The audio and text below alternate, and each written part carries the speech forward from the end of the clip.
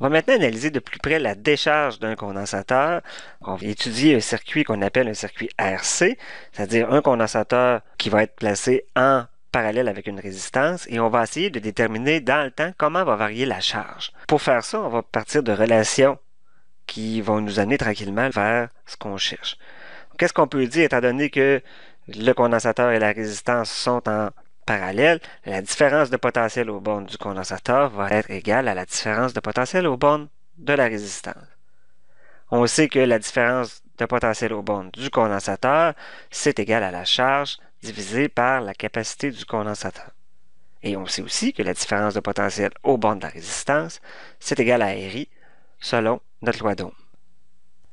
On va regarder maintenant comment va varier le courant. Le courant, par définition, c'est la variation de la charge par rapport au temps. Je pourrais dire que I égale dQ sur dt.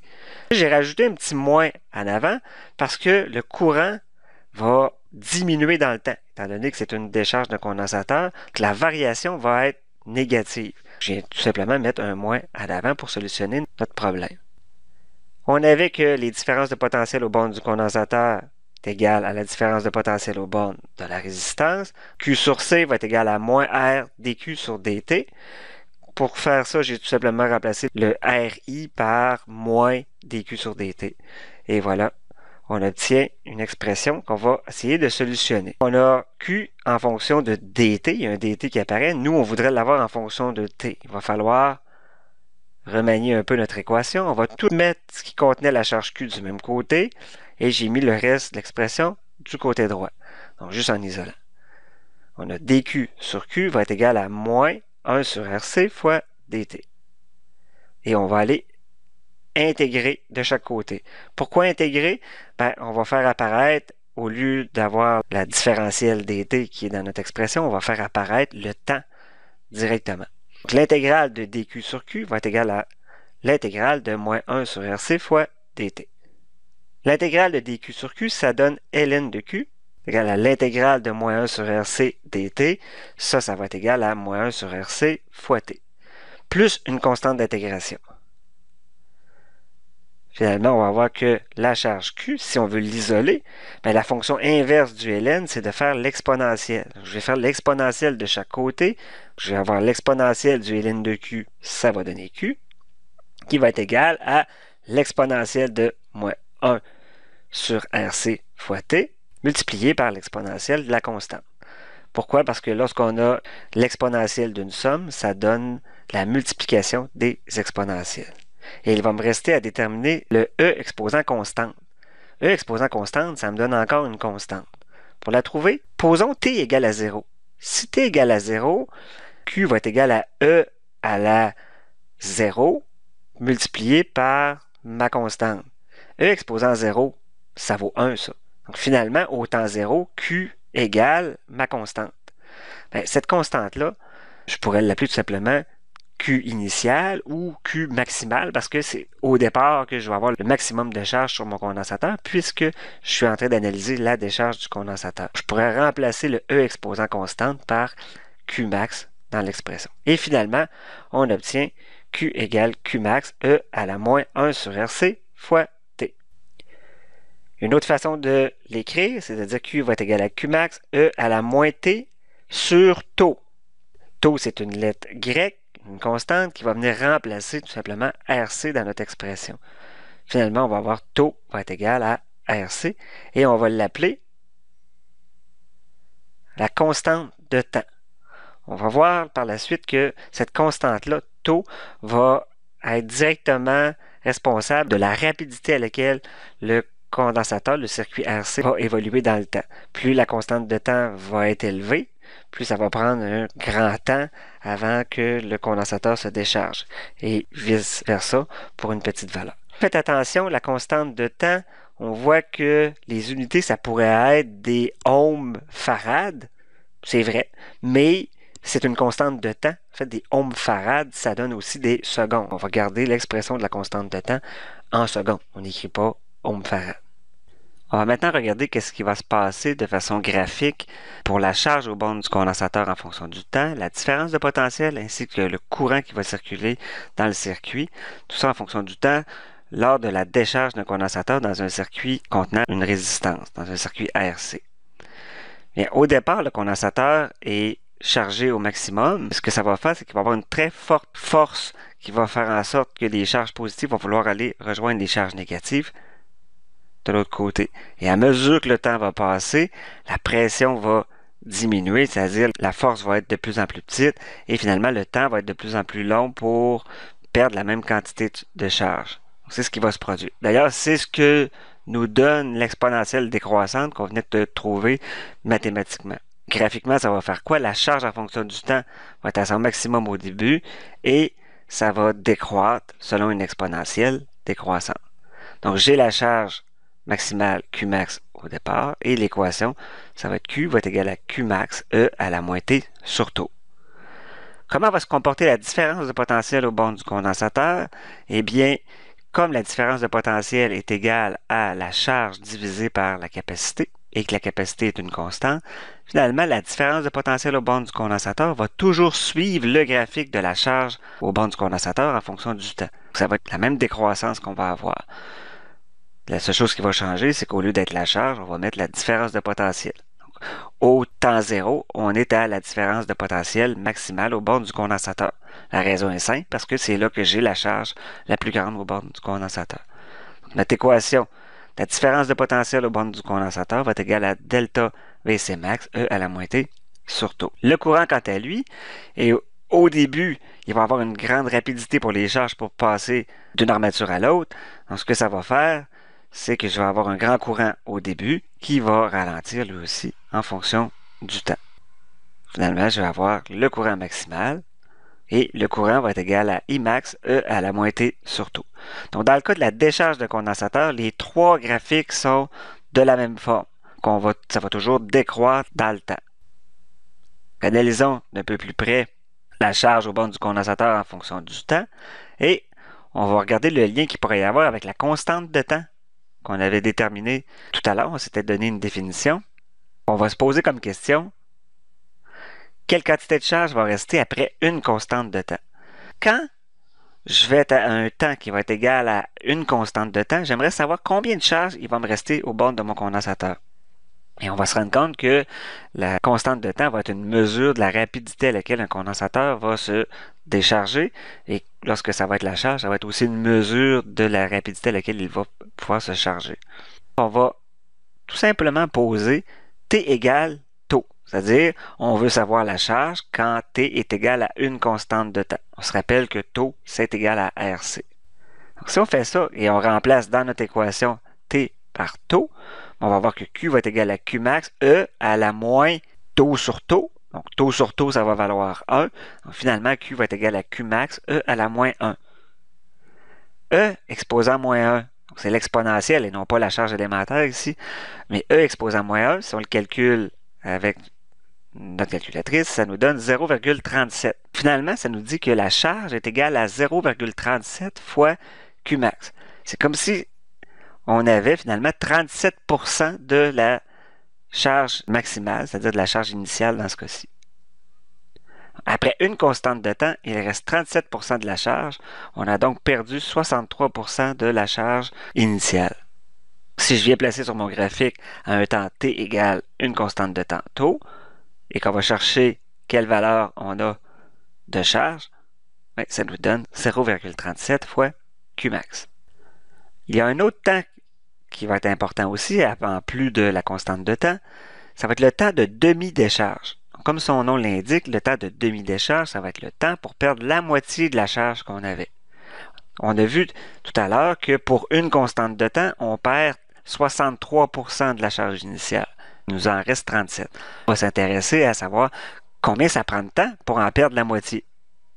On va aller chercher ce temps-là qu'on va appeler le temps T1/2, qui va faire en sorte qu'on va avoir une charge qui va être égale à 0,5 fois Qmax. On va essayer de la déterminer. Comment on va faire pour déterminer ce temps-là? Il faut tout simplement poser que Q va être égal à 0,5 fois Qmax. Et on va essayer d'isoler le temps que ça prend. Comme on a Q égale Qmax, E à la moins T sur taux, si on pose Q égale à 0,5 Qmax, on le remplace dans notre équation. Ça va faire 0,5 Qmax égale Qmax E à la moitié sur taux. Les Qmax se retrouvent de chaque côté, on va pouvoir les enlever. Donc, on va avoir 0,5 est égal à E à la moitié sur taux. Et on va aller isoler le temps. Je vais faire le ln de chaque côté pour être capable d'enlever l'exponentiel. Ça va faire ln de 0,5 va être égal à le ln d'un exponentiel. Ça demeure ce qu'on avait dans l'exponentiel, ce qui va faire moins t sur taux. Et on isole t. Ça va être égal à moins taux ln de 0,5. Donc, le temps 1/2, le temps de demi-décharge va être égal à, si on calcule, 0,693 fois la constante de temps. Ça va toujours donner ça. Autrement dit, le temps de demi-décharge est approximativement égal à 69% du temps que ça prend pour une constante de temps. On va maintenant regarder la charge d'un condensateur. On a dessiné le circuit en bas à droite qui va faire en sorte que le condensateur va se charger dans un circuit RC. Donc, on met une résistance et un condensateur en série branchés avec une pile. Qu'est-ce qui va arriver? C'est que au début, le condensateur n'aura pas de charge. Il va y avoir un très fort courant qui va passer dans le circuit pour aller charger le condensateur. Les charges vont s'accumuler sur le condensateur. À mesure que les charges vont s'accumuler, le courant va diminuer parce que ça va être de plus en plus dur d'aller porter des charges aux bornes du condensateur. Et finalement, à la fin, il n'y aura plus de courant qui va passer dans le circuit. Le condensateur va être chargé complètement et sa différence de potentiel va être égale à celle de la pile à la fin. On va écrire un lien de tout ça. La différence de potentiel aux bornes de la pile va être répartie à deux endroits. Il va y avoir une différence de potentiel aux bornes de la résistance, puis il va y avoir une différence de potentiel aux bornes du condensateur.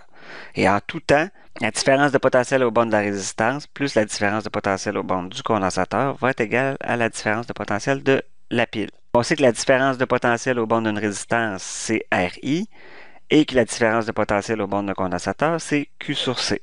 Donc, la différence de potentiel va être égale à RI plus Q sur C. Le courant, par définition, c'est la dérivée de la charge par rapport au temps. Donc, on va l'écrire ici. Et on va venir tout simplement remplacer dans notre équation. Delta V va être égal à R dQ sur dt plus Q sur C. La différence de potentiel aux bornes de la pile va être aussi égale à la différence de potentiel aux bornes du condensateur maximale. C'est-à-dire, à la fin, une fois que le condensateur va être chargé, comme je disais tantôt, le courant ne circulera plus. Ça veut dire qu'il n'y aura plus de différence de potentiel aux bornes de la résistance s'il n'y a pas de courant. La différence de potentiel de la pile va aller s'installer complètement aux bornes du condensateur. Je vais prendre notre équation qu'on avait déterminée juste avant, puis je vais juste la multiplier par C. Je multiplie et je vais remplacer le delta V par delta VC max. Donc, finalement, je vais avoir que C fois delta VC max va être égal à RC, parce que j'ai multiplié par C, fois dQ sur dt, plus Q. Pourquoi on a multiplié par C? Parce que ça fait apparaître du côté gauche C fois delta V C max. La capacité fois la différence de potentiel à ces bornes, ça va être la charge. Mais là, comme on est en présence de la différence de potentiel maximale, ça va correspondre à la charge maximale. Donc, je vais pouvoir remplacer C fois delta VC max par Q max. J'ai remplacé par Qmax et j'ai envoyé le Q du même côté. Donc, j'ai fait moins Q de chaque barre. Ça fait Qmax moins Q va être égal à RC dQ sur dt. Finalement, j'ai envoyé toutes les charges du même côté. Donc, ça va donner dQ sur Qmax moins Q. Puis, j'ai envoyé le reste de l'autre barre. Va être égal à 1 sur RC fois dt.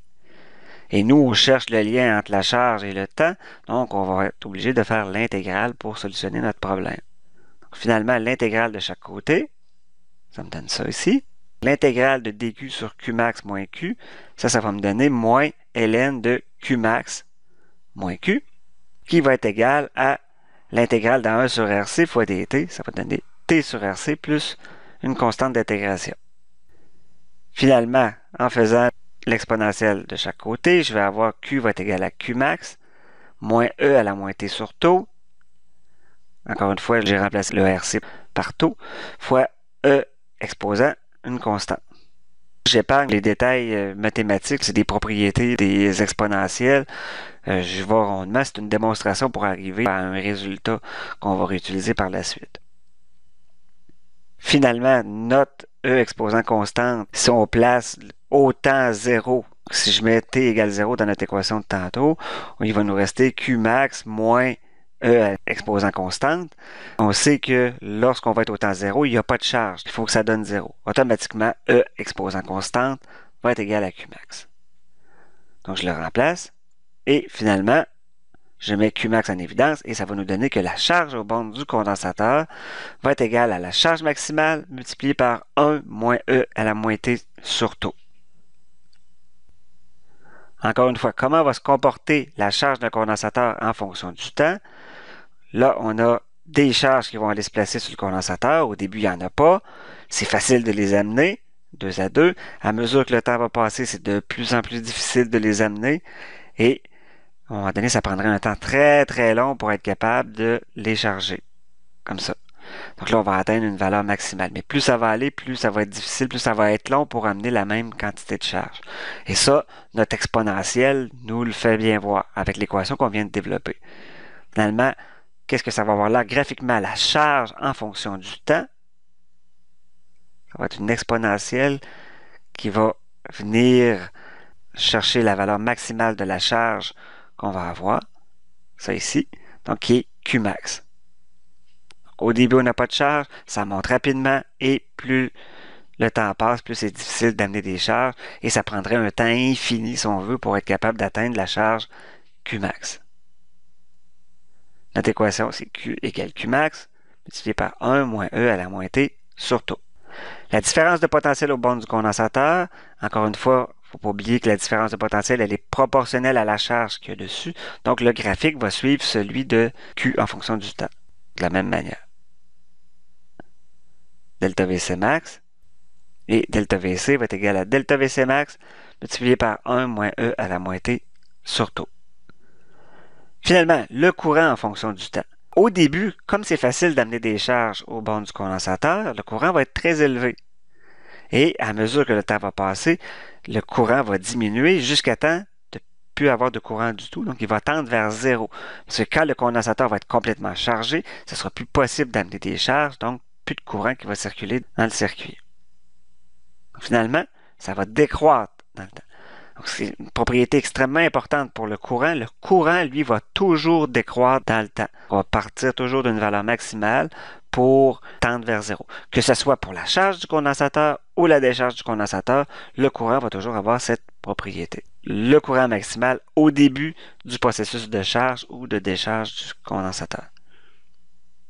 Il ne faut pas se faire avoir avec le graphique du courant. Il ne suit pas nécessairement les deux autres. I va être égal à I max E à la moins T sur taux. Lors de la charge d'un condensateur, la constante de temps représente le temps qu'il faut pour que le condensateur atteigne 63% de sa charge maximale. Le temps de demi-charge peut aussi se trouver de la même façon que pour la décharge du condensateur. On aurait pu faire exactement le même procédé qu'on avait fait tout à l'heure pour la décharge, mais dites-vous que la constante de temps va correspondre à 63% de la valeur de la charge maximale, alors que le temps de demi-charge va correspondre aussi à la moitié de la charge du condensateur.